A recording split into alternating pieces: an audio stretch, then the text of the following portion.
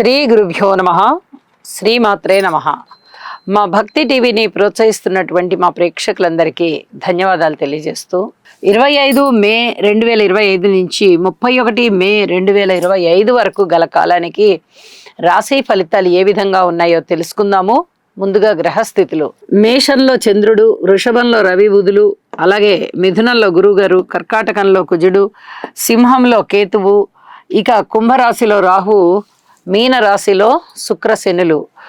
వారాంతంలోకి వెళ్ళేటప్పటికీ శుక్రుని యొక్క స్థితి మేషరాశిలోకి వెళ్ళి ఉండగా, మేషరాశిలో ఉన్నటువంటి చంద్రుని యొక్క స్థితి కర్కాటక రాశిలోకి వచ్చి ఉన్నది. ఇక గ్రహ సమ్మేళనాల యొక్క ఫలితాలు ఏ విధంగా ఉండబోతున్నాయి అంటే, శని శుక్రుల కలయిక అన్యోన్యతని దెబ్బతీసే విధంగా ఉంటుంది. అలాగే రవి బుధుల కలయిక బుధాదిత్య యోగాన్ని తెలియజేస్తూ చాలా అద్భుతమైనటువంటి ఫలితాలు అన్ని రాశుల వారికి ఇచ్చే విధంగా ఉన్నది.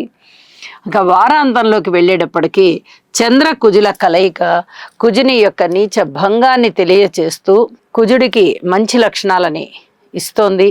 ఇక వీటన్నిటికన్నా కూడా ముందుగా చెప్పుకోదగిన విశేషాంశం ఏమిటి అంటే, రాహు గారికి, కేతువు గారికి వీరి యొక్క సంచారాలకి మధ్య భాగంలో మాత్రమే, అపసవ్య దిశలో మధ్య భాగంలో మాత్రమే రవ్యాది సప్తగ్రహాలు ఉన్నాయి.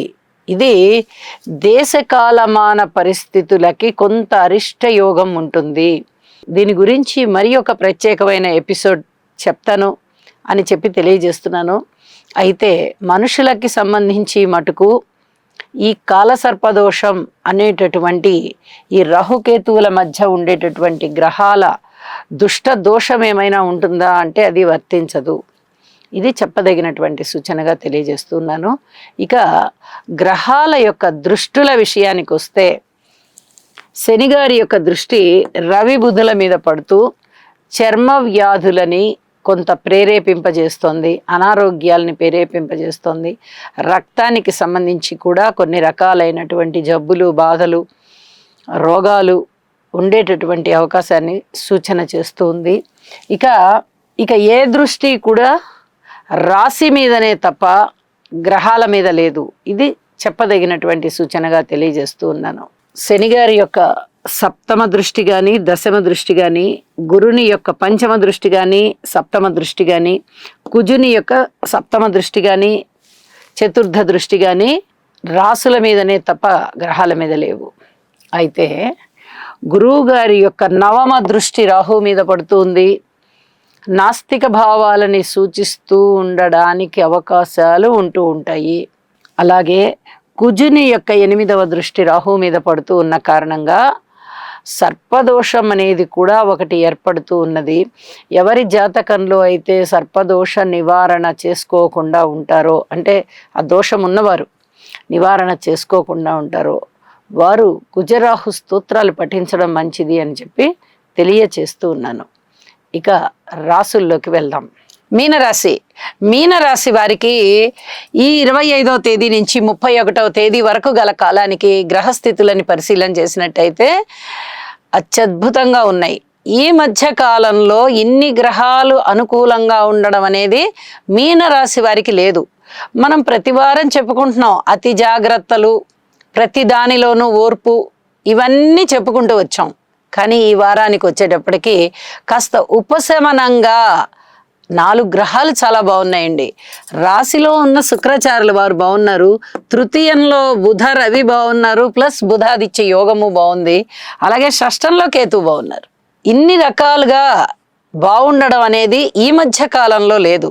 మరి ఇప్పుడు ఉన్నది అంటే కాస్త ఆనందించదగ్గ సంఘటనలు వీరికి ఉంటాయి, మానసికోల్లాసం కలిగించే అంశాలు ఉంటాయి, అన్నదమ్ముల సహాయ సహకారాలు ఉంటాయి, ధనానికి సంబంధించిన ఇబ్బందులు ఉండవు, రుణాలు మిమ్మల్ని బాధ పెట్టవు, రుణ బాధాలు చక్కగా తీరిపోతాయి, ఇంకా పైగా రుణాలు కావాలంటే దొరుకుతాయి.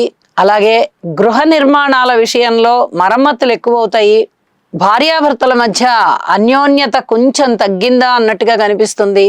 అయితే పూర్వం ఏదైతే కలహాలు ఉన్నాయో ఆ కలహాలు కొంచెం తగ్గుముఖం పట్టాయి. ఇది చెప్పుకోదగ్గ సూచన. అలాగే ఉద్యోగ జీవితం కాస్త స్థిమితంగా ఉంది. వ్యాపార జీవితం అనుకూలంగా ఉంది. అన్నదమ్ముల సహాయ సహకారాలు బాగుండడమే కాదు, మీ ఆత్మస్థైర్యం పెరగడమే కాదు, దగ్గర ప్రయాణాలు లాభించడమే కాదు, పెట్టుబడులు ఏదైనా పెట్టాలి అనుకుంటే దానికి అనుకూలత రావడమే కాదు, ఇలా ఎన్నో రకాలైనటువంటి శుభ పరిణామాలన్నీ కూడా ఇప్పుడు కనిపిస్తున్నాయి. ఇన్నాళ్ళు పడిన బాధలన్నింటినీ మీరు కొంచెం మర్చిపోగలిగేటటువంటి అవకాశం వచ్చింది. మరి అబ్బా ఇప్పుడు అంత బాధపడ్డాం కదా, ఇప్పుడు వాటన్నిటినీ కొంచెం మర్చిపోవడం ఏమిటి అనే ఆలోచన మీకు వస్తుంది. కొన్నాళ్ల వరకు వాటిని మర్చిపోతారు. ఆ పరిస్థితులు ఏవీ గుర్తురావు. ఇప్పుడు ఉన్నదే మీకు ఉపశమనంగా అమ్మయ్య ఇది బాగుంది అనేటటువంటి ఆలోచనలు వచ్చి కాస్త గట్టెక్కాం మనం అనుకుంటారు. కాబట్టి భగవంతుడి యొక్క సేవ చెయ్యండి, భగవంతుని యొక్క నామాన్ని కీర్తించండి, భగవంతుని యొక్క దర్శనం, ఆలయ దర్శనం చేసుకోండి. ఈ 3 పనులు తప్పనిసరిగా చేసుకోండి అని చెప్పి తెలియజేస్తున్నాను. ఏలినాటి శని జరుగుతూ ఉంది. అలాగే రాహు గారు వచ్చేసి వ్యయస్థానంలోకి వచ్చారు, గురువు గారు అర్ధాష్టమంలోకి వచ్చారు. వీటి వల్ల వీరి సంచారాల వల్ల మనకి ఏమి ప్రయోజనకరమైన ఫలితాలు కనిపించడం లేదు సరికదా. కొంచెం మానసికంగా దిగులు ఏర్పడేటటువంటి పరిస్థితి ఉంది. స్థాన చలనం కనిపిస్తోంది. అయ్యే పనులు ఆగిపోయేవి కనిపిస్తున్నాయి. మాతృవర్గ రీత్యా కాస్త మీరు వెళ్ళి వాళ్ళకి సహాయ సహకారాలు అందించే పని కనిపిస్తోంది. ఇలా ఏ రకంగా చూసినా కూడా కొన్ని రకాలైనటువంటి ఇబ్బందులు మీకు కనిపిస్తూ ఉన్న కారణం చేత ఇప్పుడు ప్రస్తుతం బాగున్నటువంటి ఈ గ్రహస్థితులు మీకు కొంచెం ఊరటనిస్తూ ఉన్నాయి. కాబట్టి ఈ ఊరటని ఇంకా కొంచెం సంతృప్తిగా మీరు అనుభవించడానికి ఇప్పుడు చెప్పినటువంటి పరిహారాలని తప్పనిసరిగా చేసుకోండి అని చెప్పి మరీ సూచన చేస్తూ ఉన్నాను.